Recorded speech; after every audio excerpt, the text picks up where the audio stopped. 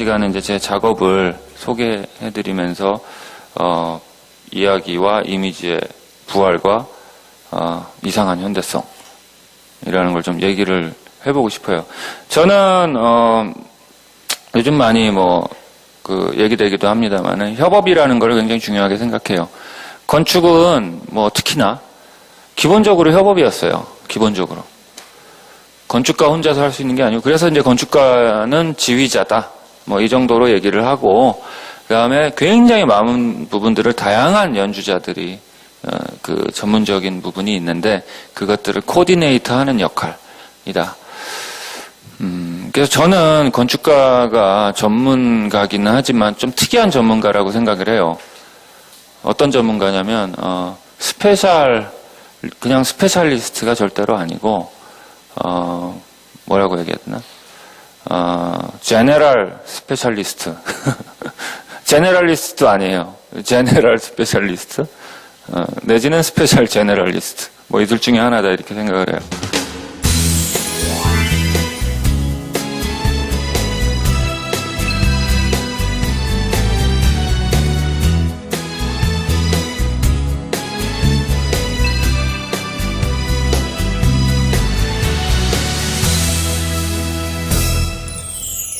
근대 시기를 거치면서 너무나 전문화된 거예요. 모든 부분이.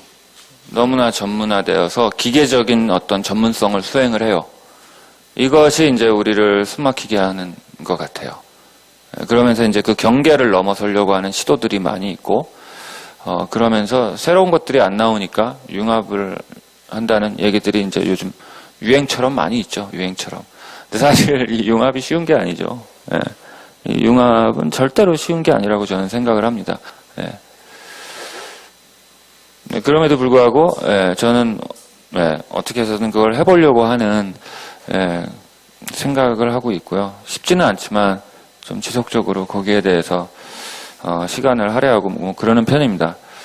그래서 제가 한 협업 작업들을 좀 소개를 해드리면 요 세 가지가 있는데, 100개 알 수 없는 방이라는 프로젝트를 한 적이 있어요.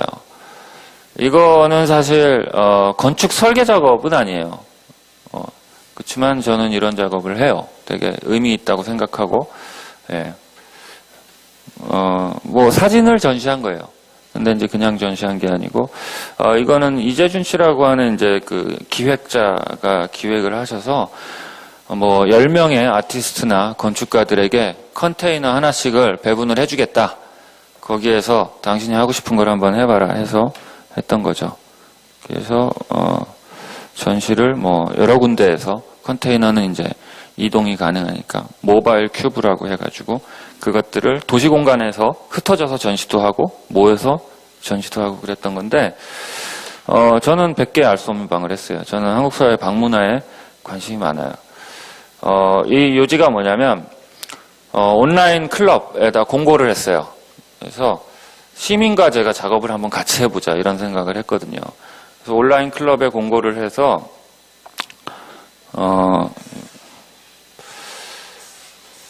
당신이 요즘 한창 그 DSLR 사진 찍는 거 열풍이었잖아요. 당신이 찍은 사진을 저한테 이메일로 보내주시면 제가 그걸 액자에 담아가지고 액자를 2개를 만들어서 하나는 제가 전시를 해드리고 하나는 보내드리겠습니다, 집에. 그러니까 한 이틀 만에 다 차버렸어요, 100명의 참가자들이. 흥미로운 거는, 제가 좀 관심 있게 보는 부분이 이런 어떤 사적인 영역, 방이라고 하는 사적인 영역하고 이런 전시가 일어난다고 하는 어떤 공적인 영역, 이게 이제 옛날 사회에서는, 근대 사회에서는 이제 프라이버시라는 말이 생기면서 그것이 이제 분리가 됐고, 아까 말씀드린 그 텍스트 문화로부터 비롯되는 이제 개인주의라고 하는 거, 이런 것들이 등장을 하면서 개인들이 굉장히 고립이 됐죠, 사실은. 자유롭고자 했는데 고립이 되고 말았어요.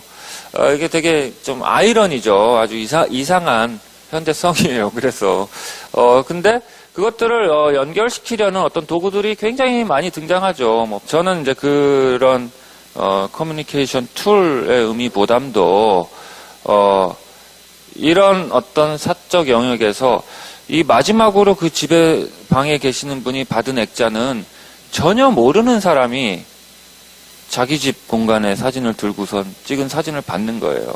그러니까 사실 굉장히 생경하겠죠. 그러니까 이런 공적인 어떤 것과 사적인 것들을 침투시키거나 하는 그런 거. 그러니까 공과 사 이렇게 구분된 게 아니고 거기서 좀 더 벗어나서 다른 영역을 우리가 상상할 수는 없을까 하는 차원에서 이제 이런 작업들을 했었던 겁니다. 그다음에 이제 또 하나의 협업 작업은 제목이 달로문학가는 달로문학가입니다라는 건데, 이거는 이드경 선생이라는 사진 작가분하고 그다음에 소설가인 한유주라고 하는 소설가하고 저하고 같이 작업을 했던 건데요. 새로운 시선이 등장했다. 저는 이렇게 생각해요. 현대 사회로 오면서 건축에 있어서는 이 원근법이라고 하는 게 르네상스 시대에 발명이 돼가지고 브루넬레스키라는 사람이 발명을 했대요.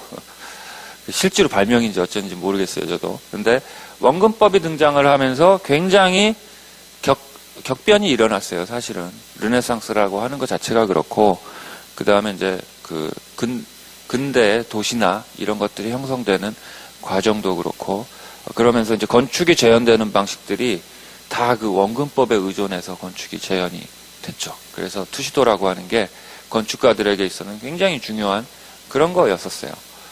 근데 이 시선의 격변이 일어났다, 저는 그렇게 생각해요. 이거를 눈치채시는 사람들이 별로 없는 것 같아요. 제가 아마 선각자 아닌가. 근데 있어요, 눈치챈 사람들이. 바로 이 사람들이죠. 두바이에 이 사업을 하는 사람들. 새로운 시선이 생긴 거예요. 그러니까 하늘에서 보는 시선이라고 하는 게 생긴 거죠. 그래서 이제 팜트리라고 하는 이 새로운 주거단지를 이렇게 팜트리 모양으로 만들기도 하고, 이미지죠, 이미지. 네. 더 월드라고 하는 아일랜드를 이렇게 세계 지도 모양으로 만드는 아주 그 인공성의 어떤 극단을 달리는, 네, 이런 도시들이 생기고 있습니다. 네. 그래서 이제 셋이서 작업을 했는데, 저는 그래서 문학관을 설계를 했어요. 그래서 달로문학관입니다. 그래서 이거는 위에서 보면 글씨예요. 네. 달로문학관. 그래서 달로문학관은 달로문학관입니다. 네. 위에서 보면 글씨예요. 근데 이게 이제 우리가 보는 어떤 구글 얼스나 다음 지도나 이런 것들의 경험이 그런 거잖아요. 새로운 시선이에요. 근데 그 재밌는 게 뭐냐면, 구글 얼스를 보면은 저는 제가 제 뒤통수를 보고 있는 느낌이 들어요. 그러니까 그 안에 제가 있잖아요. 저 지구라는 안에 제가 있는데, 저는 이렇게 떨어져서 지구를 보고 있는데, 저 지구 안에 내가 있으니까 다시 내가 내 뒤통수를 보고 있는 느낌이 드는 거예요. 그러니까 이 시각적 경험이라는 게 단순한 시각적 경험이 아니고 뭔가 굉장히 환원적인 어떤 경험으로 계속 맴도는 것 같은 그런 느낌이 듭니다. 근데 저는 이제 그게 이제 새로운 어떤 공간과 시간에 대한 경험이라고 생각을 해요. 그래서 달로문학관이라고 작업을 했는데, 많은 사람들이 야, 여기서 그 안에 공간이 어떻게 만들어지냐, 예, 막 그런 얘기들을 해요. 그래서 그걸 증명하기 위해서, 예, 제가 평면도까지 다 그렸어요. 그래서 오시면 달로문학관은 달로문학관입니다. 예, 이렇게 되는 거죠. 요 사진은 사실은 전시를 할 때는 굉장히 큰 이미지로 전시를 했어요. 지금 여기 보시는 이렇게 큰 이미지로. 근데 저 다음 이미지 가지고 이걸 하려면 이 해상도가 안 나와요. 그러니까 이 사진은 이드경 선생이 찍은 사진이에요. 이분은 헬리콥터를 타고 사진을 찍어요. 그래서 어떻게 보면 제가 굉장히 관심 있어 하는 그 시선에도 이분은 굉장히 관심이 많으세요. 그리고 이분은 고정된 시선이 아니고 움직이는 상황 속에서 이걸 찍는 거예요. 네. 그래서 그분이 찍은 사진을 합성을 한 거죠, 제가. 합성을 해서 달로문학관이라는 걸 한 거예요. 아주 평면이 훨씬 더 재밌게 나왔어요. 공간 구성이나, 그 다음에 이런 어떤 그 미로 같은 사익 공간들. 그래서 정말 폼 팔로우즈 펑션이 아니구나. 형태는 기능에 따르지 않는다. 예, 이걸 이제 반증을 하는 거죠. 그래서 이 김에 도시까지 한번 만들어보자 해가지고 한효주 작가가 쓴 글을 가지고 도시를 설계를 해봤습니다. 가상적인 프로젝트죠. 예. 그 다음에 이제 또 하나의 협업 작업은 이거는 이제 좀 실질적인 건데 뭐 아직 지어지지는 않았습니다만 철원에 가면은 양질이라는 당시는 이제 민통선 안에 있는 마을이 있어요. 지금은 민통선이 해제가 됐지만, 근데 굉장히 많은 분들하고 협업을 했어요. 그래서 뭐 건축하는 그다음에 조경하시는 뭐 김하연 교수나 허대영 소장, 그다음에 이제 지역 활성화를 하는 어떤 그런 사업이었거든요. 그래서 지역 활성화 센터의 오영은 씨나 이런 커뮤니티 계획하는, 그다음에 뭐 생태 쪽에 계신 분들, 그다음에 지역 브랜딩 작업하거나 이런 그 액션 서울의 이장섭 씨나 이런 굉장히 많은 분들이 협업을 하면서 이 지역에 이 철새가 굉장히 많이 와요.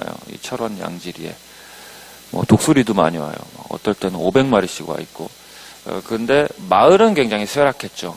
그래서 이 마을이 어떻게 다시 갱신할 수 있을까를 이제 고민을 하는 그런 거였고, 근데 보면은 아까도 이제 전문 분야들이 너무 분리돼 있다 이 말씀도 드렸고, 전문 분야뿐만 아니고 그 사업을 시행하는 어떤 부분들도 너무 분리돼 있어요. 그래서 우리나라에 뿐만 아니고 뭐 해외도 마찬가지지만 사실 큰 문제 중에 하나가 컨텐츠라고 하는 거하고 건축물이라고 하는 거가 너무 따로 노는 거죠.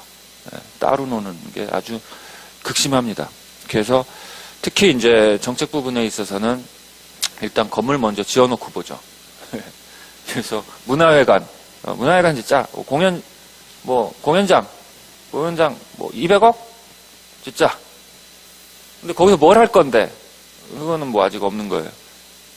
그리고 그렇게 해서 지어지는 거는 아주 근대 시기에 그 정형화된 공연장이나 정형화된 문화회관이나 정형화된 마을회관이나 정형화된 학교나 정형화된 이런 것들을 그냥 갖다가 놓게 되는 거죠. 그러다 보니까 거기서 뭔가 새로운 어떤 생각을 하고 싶어도 그 공간을 사용하는 사람들이, 또는 새로운 무용을 하고 싶어도 그 공연장에서 새로운 무용을 하기가 힘들어요. 그러니까 악순환이 계속 반복되는 것 같아요. 그래서 이 소프트웨어라고 하는 건 굉장히 중요하고, 이 소프트웨어라고 컨텐츠라고 하는 거는 이 하드웨어하고 같이 고민되어져야 되는 부분이 있다는 거죠.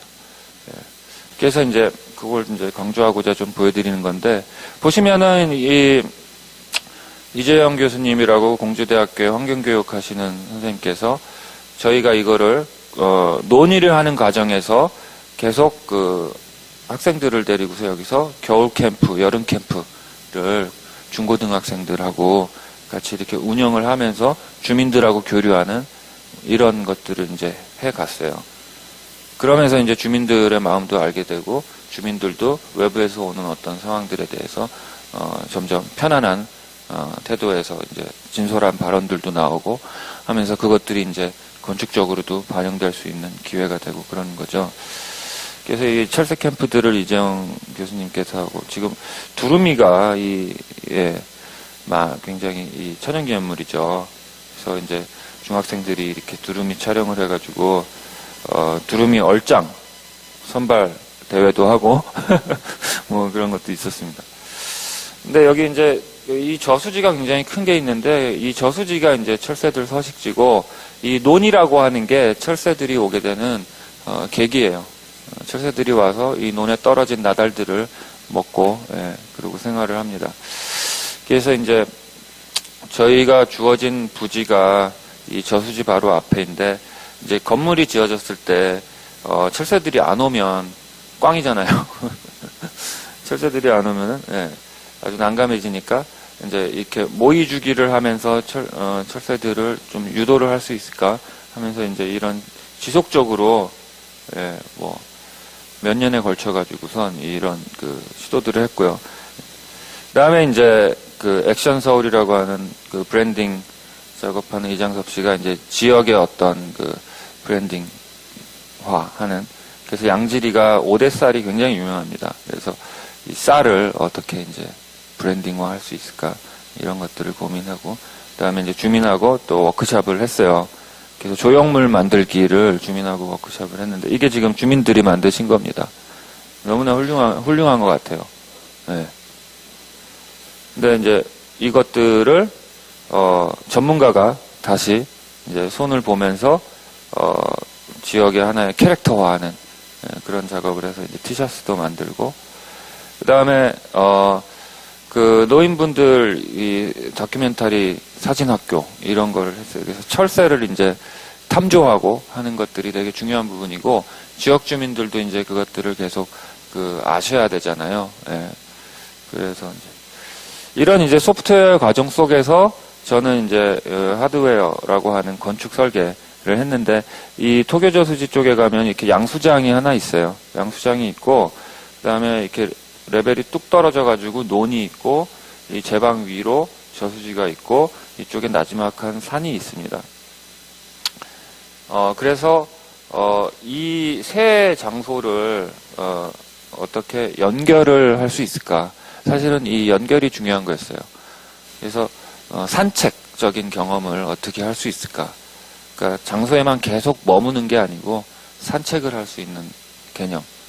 그래서 이게 이제 철새 커뮤니티 센터인데 이 도로에서 지붕으로 접근을 해요. 도로보다 논이 뚝 떨어져 있기 때문에. 예. 그리고 양수장은 기존의 시설을 활용을 하자. 그래서 이 옥상에서 올라가서 보면 저수지가 잘 보이겠구나. 그래서 거기서 철새를 탐조할 수 있는 걸로 쓸 수 있겠다 생각을 했고요. 그 다음에 이 옥상에서 넘어가면 조그만 그 동산으로 이어져 있는 브릿지를 놔서 파빌리온을 하나 놓으면 어떨까? 그러면서 이게 하나의 그 루트를 이루어가지고 철새 탐조를 할 수 있는 트레일이 되지 않겠는가? 그렇게 요 세 시설을 하고 나중에 이제 잘 되면 확장적으로 트레일을 만드는. 그래서 도착, 머무름, 그리고 다시 출발. 그러니까 여기서 이제 이 커뮤니티 센터는 하나의 플랫폼인 거죠. 플랫폼으로서 그래서 동선 계획이 되게 중요했어요. 그래서 이제 옥상 지붕부터 이제 접근을 하니까 자연스럽게 경사를 따라 가지고 내려가면서 이제 시설 내부로 들어갈 수 있는 그런 계획을 했고요. 이 안에는 이제 전시도 할 수 있고 그다음에 카페가 있고 그다음에 그 워크숍을 할 수 있는 공간들이 있고 자료실이 있고 뭐 그런 프로그램들로 구성이 되어 있습니다. 근데 이것들이 딱딱 구획된 게 아니고 좀 융통성 있게 쓰일 수 있도록 열린 공간 개념으로 구성을 했던 거죠. 네, 그래서 이제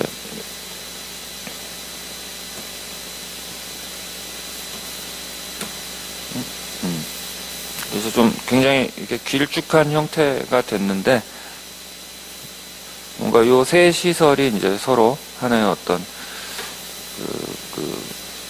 뭐랄까 동선적으로 연결되는 요게 이제 그 양수장인데 지금 보시는 것처럼 이렇게 양수장을 살짝만 손을 대서 철새를 탐조하고 그다음에 파빌리온 같은 경우는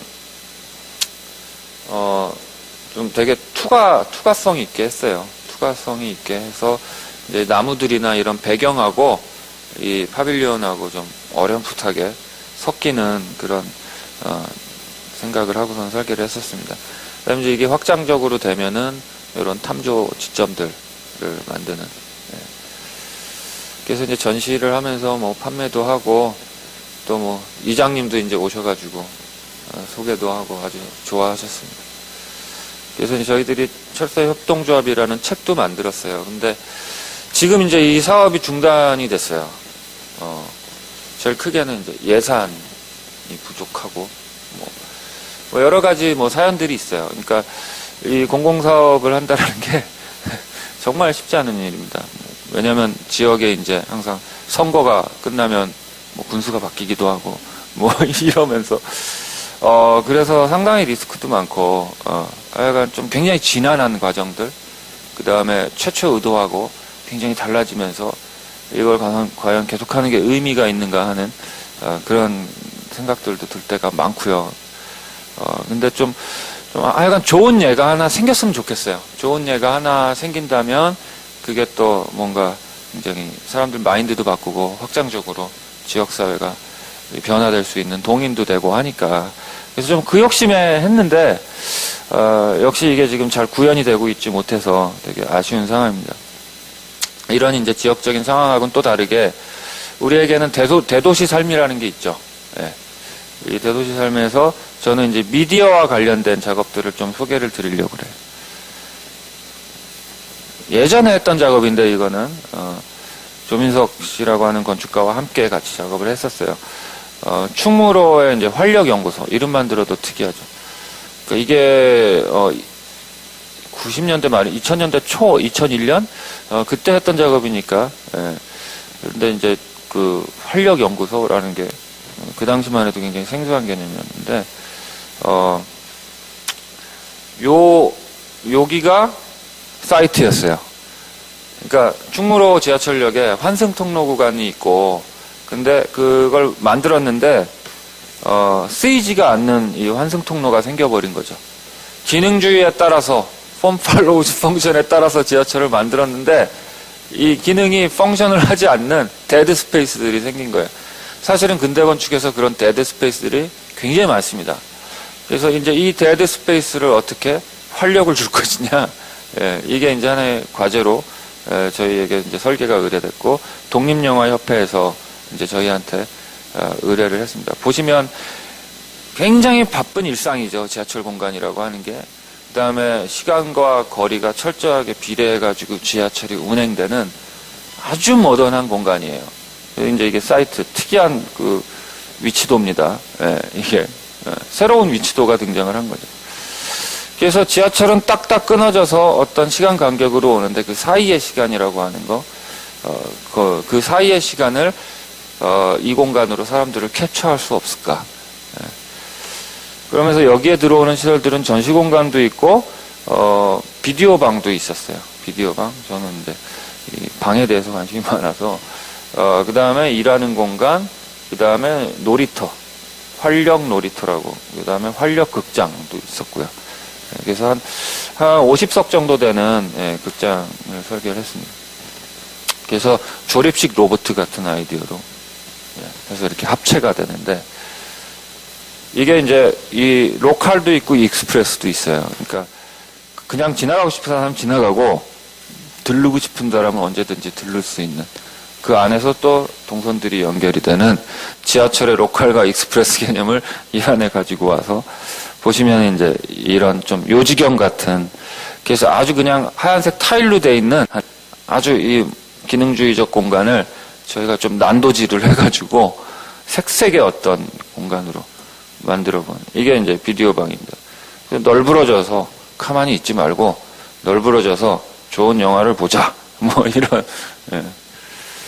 여기 이제 사무실하고 그 익스프레스라고 하는 그 통로 공간이고요. 이게 한 70m 돼요. 그 다음에 요 극장인데, 이 극장에 이제 화면이 비춰진 전면 벽이 이 회전벽이에요. 그래서 전체적으로 이렇게 열리게 설계를 했습니다. 근데 이제 지금은 이 시설이 없어지고 다른 그 시설이 들어왔다고 그래요.